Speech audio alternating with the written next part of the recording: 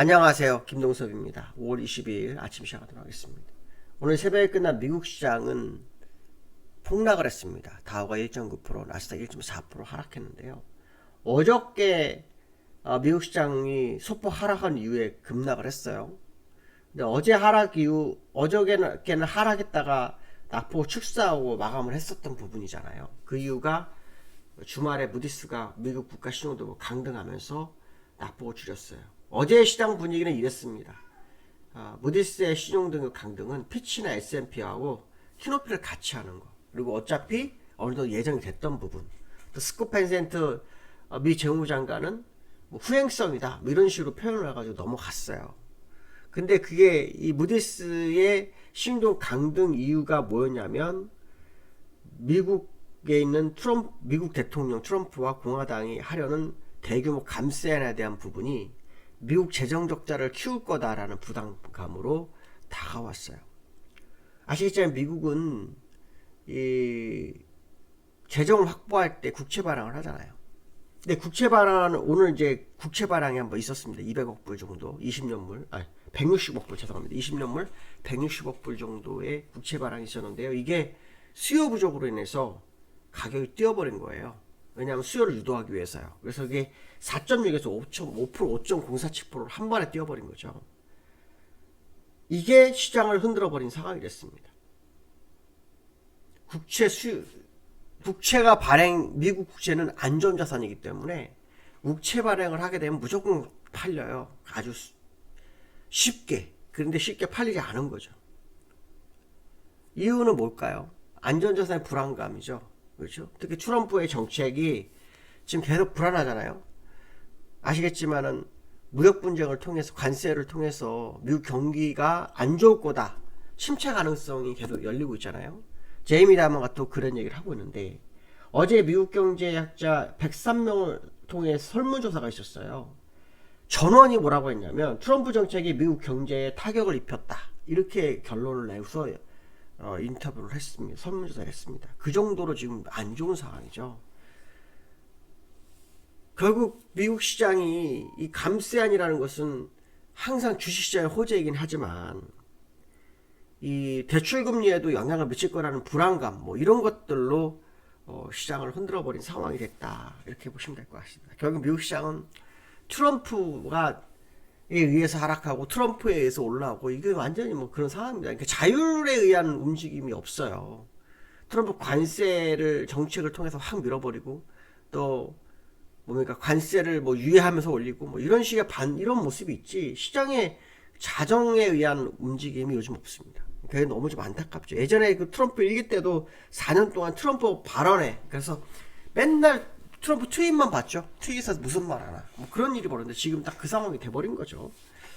근데 지금 그 트럼프와 공화당에서 추진하는 이 감세안은요, 약 3조 달러 정도 되나 봅니다. 3조 달러. 10년 동안 3조 달러 정도 되는 겁니다. 미국의 그 부채가 어저께 5경이라고 그랬죠. 31조 달러. 그러니까 결국 그거야 뭐 거의 10분의 1? 어마어마한 거죠. 한 방에 10분의 1을 늘린다는 게 쉽지가 않습니다. 그러니까 재정 적자가 어마어마한데 이거를 또다시 늘리려는 모습이고요. 공화당 하원의원 같은 경우에는 메모리얼 데이 이전에 통과를 생각한다. 뭐 이런 얘기도 합니다. 어쨌든 감세 정책이 주가를 끌어올릴 만한 이유는 되겠지만 또 다른 어떤 부작용이 있는 것만큼은 사실이다. 근데 사실 미국의 재정 적자는 맨날 나오던 말이라 일시적인 하락이 아닐까라는 생각도 들어봅니다. 왜냐하면 이 재정 적자가 미국을 뭐 붕괴시키곤 하지는 못하거든요. 그렇기 때문에 문제가 될 수도 있지만 저는 그렇게 크지 않을 수 있다 생각하고 있고요. 다만 지금 그 관세로 인해서 협상하고 나라들이 이렇게 우회적으로 공격하는 거 아니냐 이런 생각도 듭니다. 무슨 말이냐면 입찰 참여를 잘 안 해서 입찰이 부진해지는 거죠. 그렇게 되면 미국이 또 돈을 구하는데 애를 먹지 않습니까? 그러니까 여러 가지 이슈가 하나로 묶인 것 같아요. 그런 상황이 미국을 약간 흔드는 거다. 이런 해석을 좀 해봐야 될 것 같습니다. 미국 시장을 차트를 보시면 다우는 1% 넘게 하락했죠. 어저께 사연했었는데 거의 2% 하락했습니다. 1점. 그래서 전환선을 이탈하는 상황. 그렇지만 뭐 완벽하게 추세를 이탈해서 막 흘러내리는 그런 자리까지는 아닌 것 같고요. 좀 더 지켜봐야 될 것 같습니다.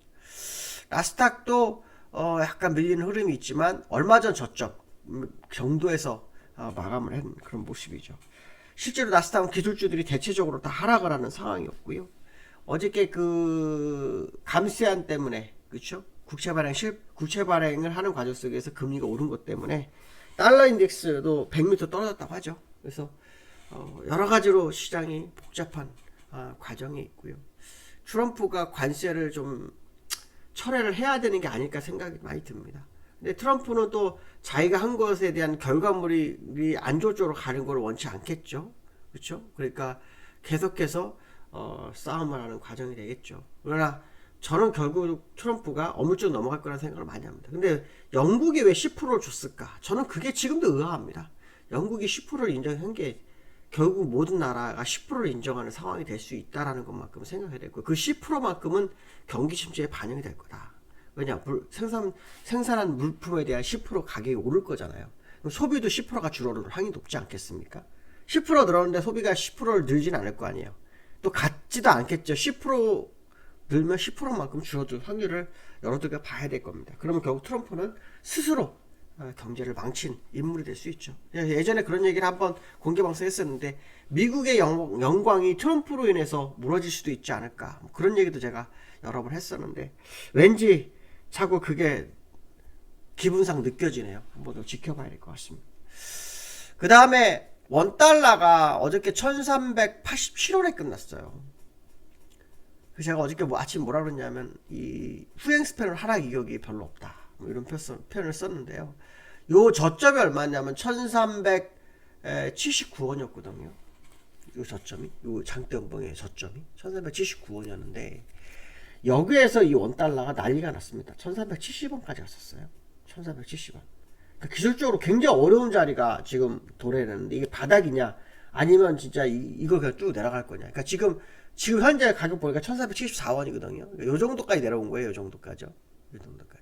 그러니까 그럼 후행 스팬으로는 요런 식의 파동이 나오기 때문에 사실 하락 이유가 없는 거거든요. 제가 볼 때는 74원, 이게 기술적으로 좀, 물론 만약에 이게 뚫고 내려가게 되면 이제 여기까지 내려가기 때문에 1320원. 그러니까 제가 예전에 처음 제시한 1320원 정말 갈 수도 있는 상황이 됩니다. 저는 얼마 전에 1320원 안 가는 것도 일부 생각합니다. 반 정도는 50%는 그렇게까지 생각을 합니다. 그랬는데 이걸 웬걸요? 그 생각 하자마자 내려가 버리네요. 어쨌든 기술적으로 예전에는 1320원까지 갔다가 1640원 가는 게 가장 좋다, 그 얘기 제가 한번 했었는데, 왠지 모르게 1320원을 또 가려고 하네요.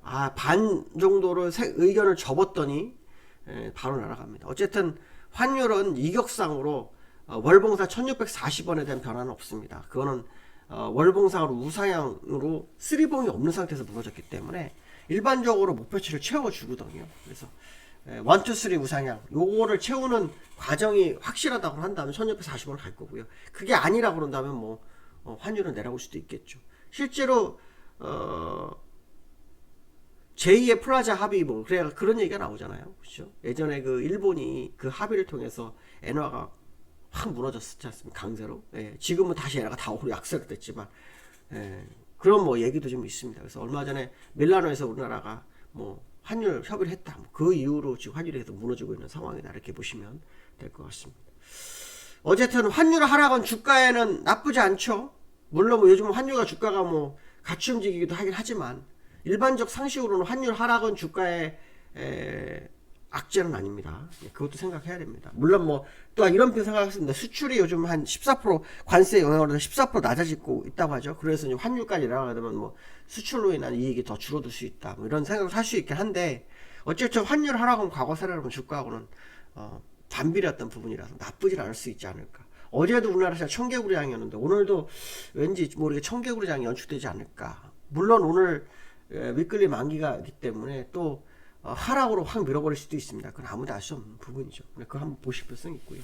그 다음에 코스피가 어저께 1%까지 상승했다 밀려버렸어요. 끝났는데 오늘 좀 개파락 출발하는 게 높은데요. 어저께 3일 전에 저점이 2593이었어요. 그래서 오늘 2293 정도의 싸움을 하는지 한번 지켜보실 필요성이 있는데, 어저께 수급적으로 외국인이 3일 만에 다시 매수로 전환했어요. 그렇죠? 의미가 있죠. 요거 매도했던 걸 다 걷어들였는데 오늘도 또 매수를 하는지 한번 지켜볼 수 있겠죠. 그 삼성전자가 상당히 의미가 있습니다. 삼성전자가 저는 이제 삼성전자가 이제 좀 가야 된다고 보는데 삼성전자가 얼마 전에 상승폭을 다 내줬어요. 다 내주고 지금 또 싸움을 하고 있는데요. 어저께 젠수랑이 하이닉스는 사랑해 뭐 이런 표현을 썼습니다. AI 심장을 대만으로 옮기려는 그런 모습을 보고 있죠. 그래서 AI 패권이 미국에서 대만 쪽으로 흘러가는 뭐 이런 흐름이 좀 나오고 있는데요. 이 젠수랑이 SK 하이닉스 쪽으로 자꾸 이렇게 포인트를 맞추는 게 저는 이게 굉장히 야료가 있다고 봅니다. 왜냐하면 우리나라의 삼성전자가 세계 이 메모리 이쪽에서는 강자였는데 지금 이거를 하이닉스로 밀어놓으면 삼성전자의 비중을 낮게 만드는 거 이거 굉장히 그 어떻게 보면은 이 젠수랑이 의도적으로 삼성전자의 어떤 흐름을 누르는 그런 과정으로 해석을 하고 있거든요. 저는 이 삼성전자가 이걸 이겨내게나 된다면 기회가 올 거라고 봅니다. 항상 위기 속에는 기회가 있기 마련이기 때문에 지금이 그 상황이 아닌가. 사실 미국 이 삼성전자는 오너 리스크도 모든 게 다 이제 악재는 없어요. 이 HB 하나 남았거든. 이것도 이제 마지막 단계라고 좀 판단하고 있거든요. 젠슨하고 자꾸 뭔가 하이닉스 쪽으로 기울면서 우리나라의 그 반도체 시장을 분할해버리는 뭐 이런 상황이 지금 나오고 있거든요. 이게 전 세계적으로 우리나라의 반도체 비중을 점점 죽일 수 있거든요. 이건 뭔가 문제가 있다라고 생각이 듭니다. 대만 때문에 의도적으로인지 결국 이 사람 대만 사람이잖아요. 그러니까 대만으로 AI 심지어 옮긴다고 하지 않습니까? 결국 대만 사람입니다. 그러니까 결국 대만의 반도체 산업을 위해서 우리나라 산업을 무너뜨리는 과정을 해서 삼성전자를 자꾸 이렇게 발목 잡기를 하는 것 같다는 생각이 많이 들거든요. 그래서 저는 삼성전자가 이걸 이겨낼 거라고 보고 있고 그게 결국 국내 주가를 급등으로 끌고 가는 이유가 될 거다 생각합니다. 그 시점은 저는 다가오고 있는 거 아니냐 생각을 하는데 한번 지켜봐야 될 것 같고요. 다만 삼성전자가 작년에 자사주 매입을 하면서도 지금 횡보를 하고 있다는 거. 기술적으로는 200이선이 떨어지고 있죠. 그래서 200이선으로 이격주피가 점점 가까워지고 있어서 200이선 넘어가게 되면 이제 새로운 지평선이 열리거든요. 그 상황이 올 거라고 생각을 해야 될 것 같습니다. 오늘 여기까지 하겠습니다. 감사합니다.